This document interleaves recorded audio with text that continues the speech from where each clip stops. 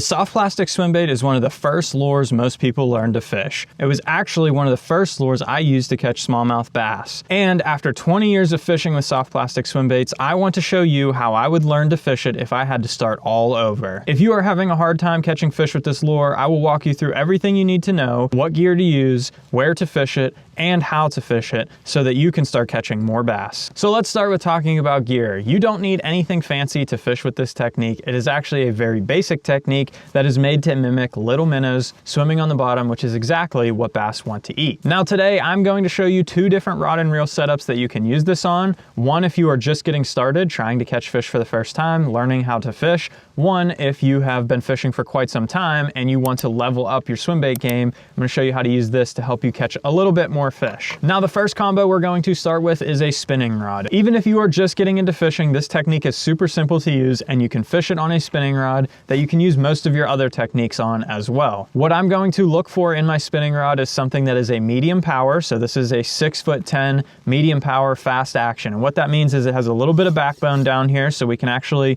set the hook and get the hook into the fish's mouth. But it has that fast action so you can make long casts with light lures, which is what we're gonna have on here. And it also has just enough tip that the fish can get the bait into their mouth and you can get that good hook set. This one here is the Cash and Element Ned Rig rod. I use it for pretty much all of my finesse fishing techniques, but any spinning rod you have in your arsenal would work in that 6'6" to 7 foot range if it's a medium power fast action. That's all you're really looking for. It's a very, very basic rod. It's probably one of the first ones you ever purchased if you're just getting into fishing for the first time. Then I have it paired up with a Shimano Sedona here. All you really want is a good spinning reel with a good drag system. So this is the 2500 size. You could use a 3000 if you want to, but I like the 2500 because I put braid on mine. Now we'll talk about line in just a second here and why that braid is important. But the main thing you want to focus on in your spinning reel is the drag system. If you're going to be fishing these light lines, light lures, you want something that's going to pull when a fish pulls and allow them to take line without breaking your line or pulling off when they get up next to the boat. Then for the reason for the braided line is to be able to make a very far cast. You can cast super far with braided line because it is a thinner diameter than fluorocarbon or monofilament. So this braid is only 4-pound test diameter, but it's a 15-pound test braid. So it breaks at 15 pounds of pressure, but it's as thin as 4-pound test line. So you can get a very far cast, which is super important with this bait, especially in clear water. You want to get this thing as far away from you as you can to get the most amount of bites, and it's super sensitive. So you can feel as soon as one of those fish bite that bait and get that in their mouth, and you can get a good hook set on these fish. Now the downside to using braid is you have to tie a leader, which isn't too bad. I do like using a leader, braid to leader. It helps very much with the sensitivity and the fish will never see this leader. But if you're just getting into fishing, it's a little bit tough. You might not know how to tie a leader yet. You could put straight 8-pound test fluorocarbon on here if you're not comfortable with doing a leader knot yet. The other downfall to braid is that it actually floats. So when you're fishing a bottom bait like a swim bait like this, your line's actually gonna float on the surface and create an arc that goes down to the bait. So it will actually pull your bait up off the bottom a little bit easier, which sometimes, especially in cold water like today, you don't want that to happen. You want your bait to stay planted on the bottom, so straight fluorocarbon will actually help keep it down there better. Because I use these spinning reels for multiple different techniques, I run braid because a lot of my other techniques actually excel on the braid to fluorocarbon leader, and I don't want to just have fluorocarbon on here and have to switch it out every time I use a different technique. Now the last thing you're going to need is a jig head and a swim bait, but we're actually going to circle back to that because I want to go through the benefits of this rod first before we move on to that.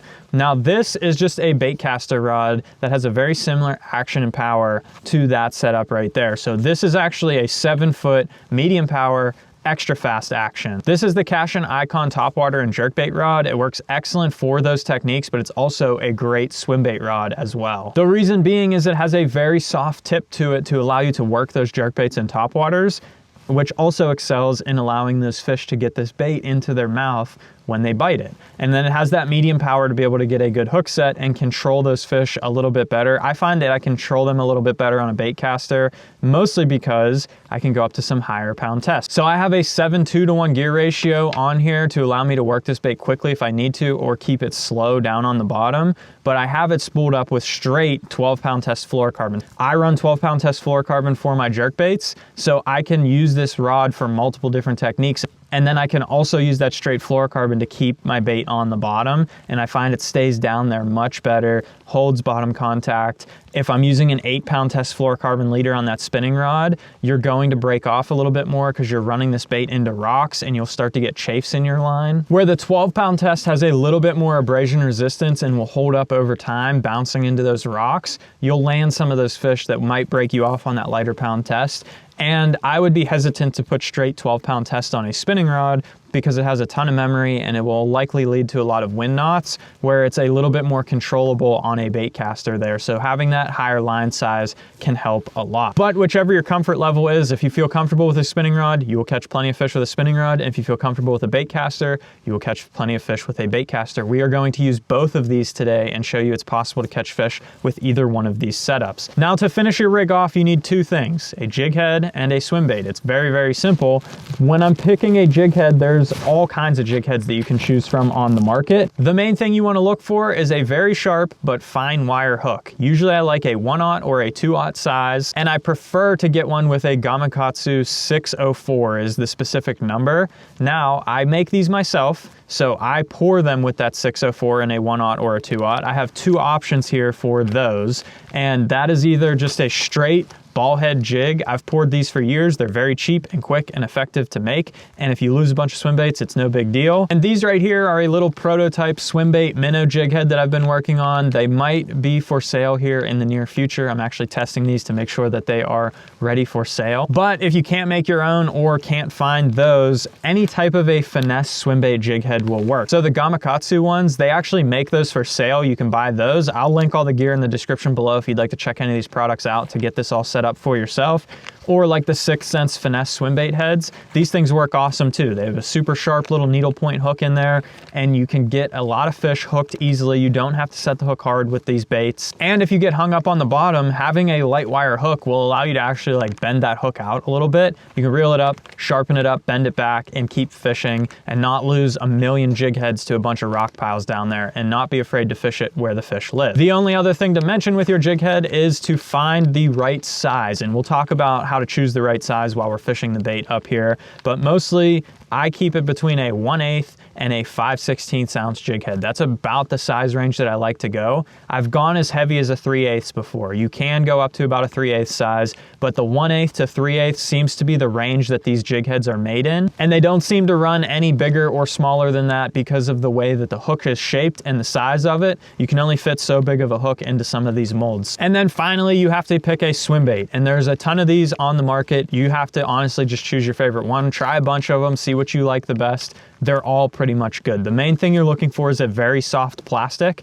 The softer the plastic, the better action you're going to get out of that tail, and it will kick more natural in the water. And then from there, you're looking for size and color. Those are the only two things that matter with this. All of these swim baits come in a variety of different sizes and colors. The main size range that I like to stick to is something in that like 2 3/4 inch range, up to about a 4-inch bait. Somewhere in the 3 to 4 inch size range is really what you're looking for. If the baits are bigger, go with the bigger size. So a 3.8 Kitech or something like that can work really well.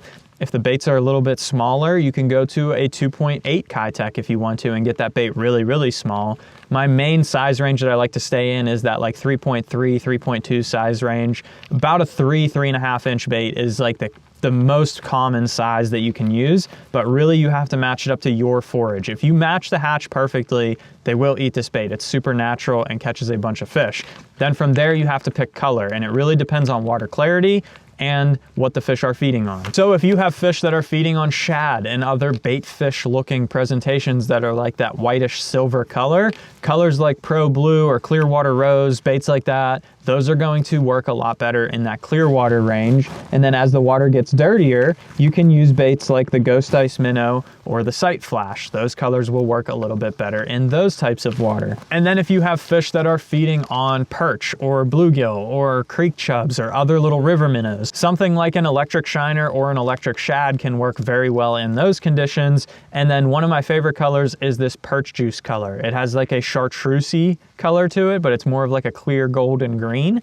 that color can work really good if you have some dirty water and fish feeding on those types of bait fish there. But for the main part, I like to keep baits in that clearer color, the electric shiner, electric shad, and then something in that white range, sight flash, ghost ice minnow, something like that. Those simple colors right there, alternated back and forth, can help you catch a lot of fish and really dial in what those fish are feeding on and which one they might prefer on the given day. You don't have to overcomplicate it too much. Buy a couple key colors, a couple jig head sizes, and you're ready to go with this technique. So let's show you how to rig one up, where to fish it and how to fish it, and let's catch some big smallmouth bass. Now, to rig one of these up is so simple, it might be one of the easiest techniques to rig in bass fishing. All you're going to do is take your jig head, you're going to line up your bait to see where it will have to come out of the back to lay flat on the jig head.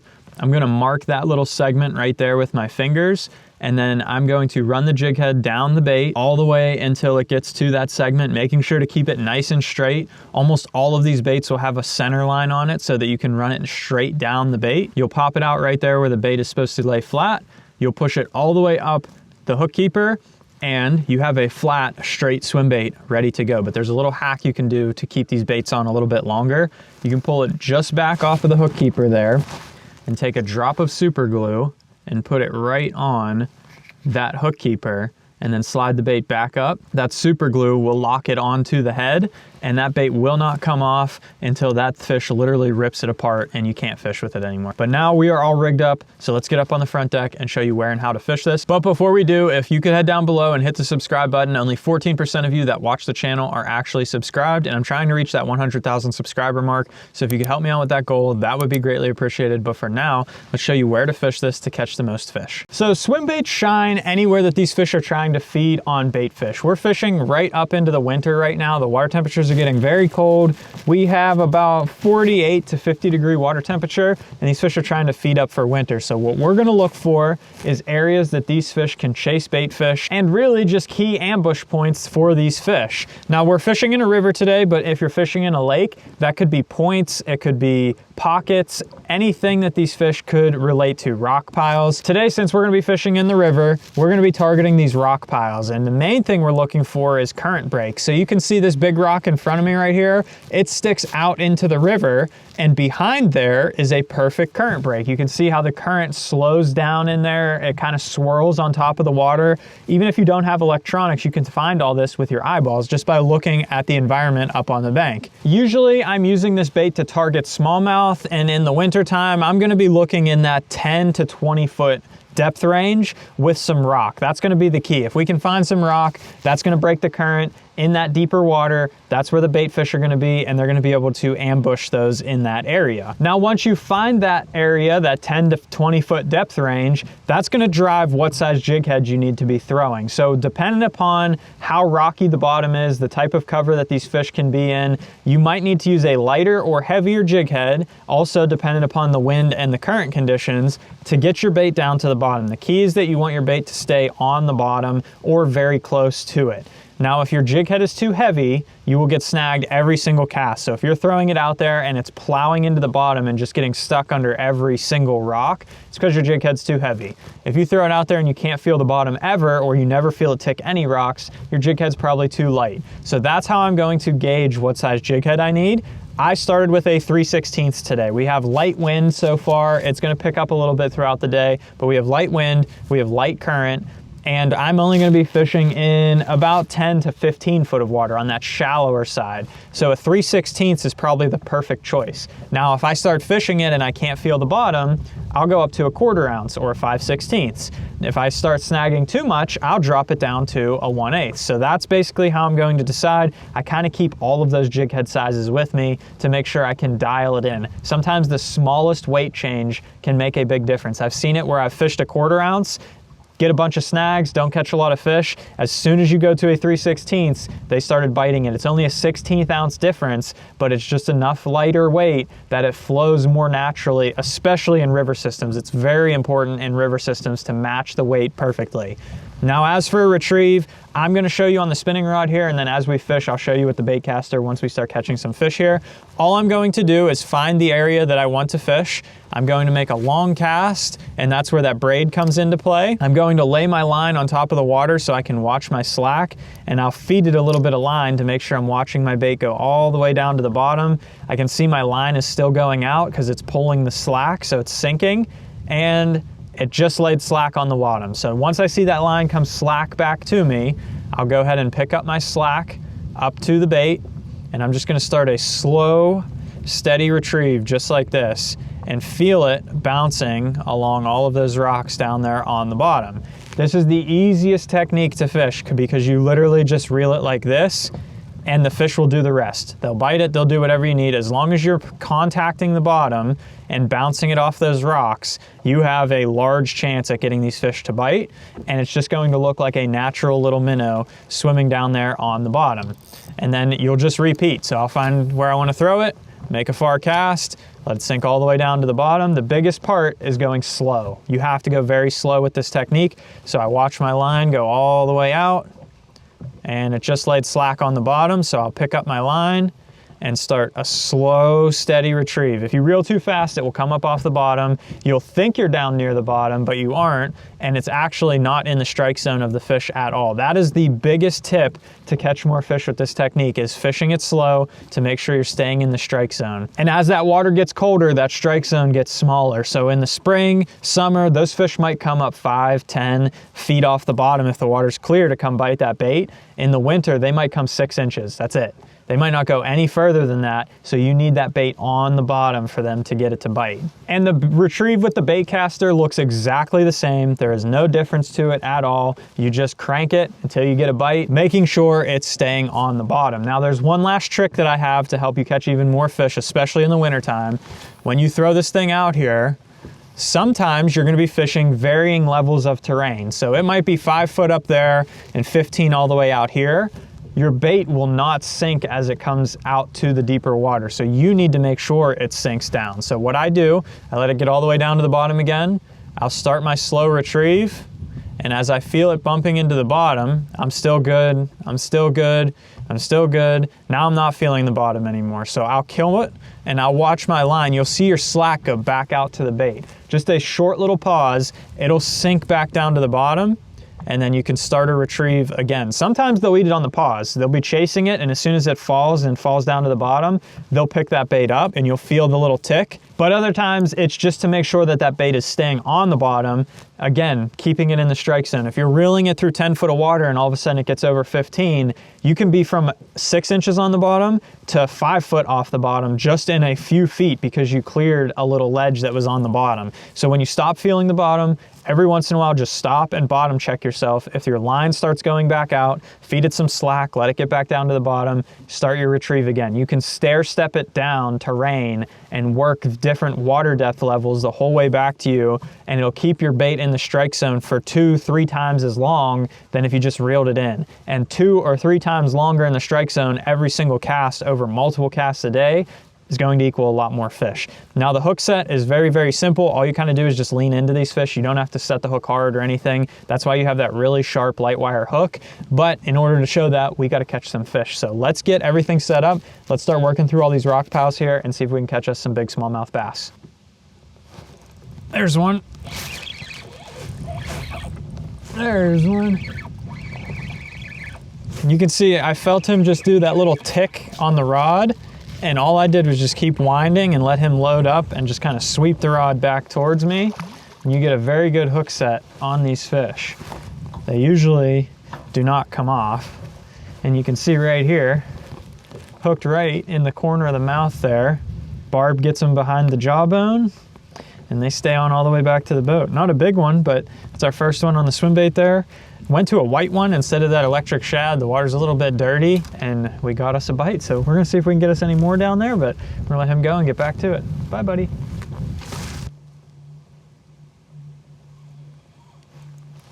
There's one. It feels big. Is it big? Not a bad one. right behind this rock pile here, just sitting right in the current break. Oh, he has a lamprey on him. That's kind of cool. I mean, it sucks, but it's kind of cool. Come here, buddy. At least I got the lamprey off of him. There's the little dude right there, crawling around. I'm gonna get him back in the water without getting bit by him. But he was stuck onto that smallmouth right there. Not a bad one. He was tucked right in behind this big rock pile here. Current break, just like everything else. Smoke that swim bait, you feel the big thump, and then you get the load up of the rod, and you just keep winding and then lean back into them. So we caught a couple with the spinning rod. I'm gonna throw this guy back, get him back in the water quickly, and then we'll pick up the Baitcaster and try that to see if we can catch any fish on that as well. So, see you, buddy. Let's get you back. No lamprey this time. Bye. Okay, so like we talked about, literally no different with the Baitcaster. You just make your same far cast. I kind of find that I can cast this a little bit farther. You let it sink down to the bottom and just slowly work it back to you and let this thing bounce off the bottom. Go figure I get a snag literally on my first cast with this. Hopefully that'll come out. Yep, there we go, came right out. And then you just crawl it right down these rocks and hope you get one to thump it on the way back in. We'll just work up through here. I do have an electric shad one on here. I don't know if they'll be able to see it. This water is pretty dirty. As soon as I switched over to that white one, I started catching some fish, so I might have to take this swim bait off and switch over to a white one. But we're gonna start with the electric shad, see if I can get him to bite it, and if not, we'll make that color change and hopefully catch us a few more. There's one. Little guy. Come here, buddy. He's really little. He ate the electric shad though. Maybe they will bite this color. We'll keep throwing it for a little bit and see if we can get us another one. That is just a wee baby one though. But fish of all sizes will eat the swim bait. You can catch them literally this big all the way up to 10, 12, 14 pounders. It really doesn't matter. Fish are just looking to eat little bait fish. That's their main objective in life, is to eat a lot of bait fish. So we're gonna throw him back. We're gonna try and get us another one. There we go. That feels like a big one.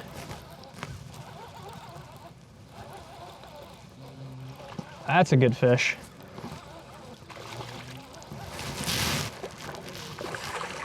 Nice. Come here, buddy. That's a good one. So that electric shad swim bait actually wore out, and I put on another white one, and that was literally my first cast with it on this same spot. And I happened to catch another one on the white swim bait, and it was a big one. So it seems like they want the white one today. That's a very chunky fish feeding up for the winter. When you find them, they can get all schooled up and you can catch a bunch of fish. No matter your experience level, from very beginner all the way to advanced, this is a technique that catches smallmouth bass. And if you want to see another one that I like to pair with this to catch even more fish, check this video out right here. Hit that subscribe button down below, and thanks for watching. We'll see you on the next one. Bye, buddy.